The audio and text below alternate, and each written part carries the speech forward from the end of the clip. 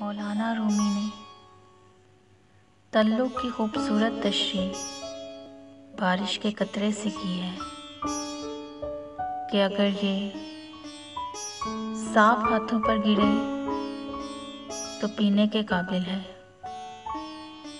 Gutter में गिरे तो पाँव धोने के काबिल नहीं,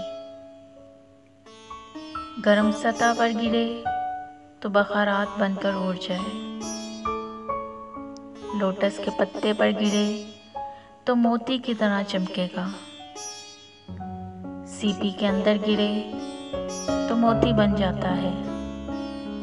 कतरा वही है, फर्क सिर्फ ये है कि इसका तल्लुक़ किससे रहा।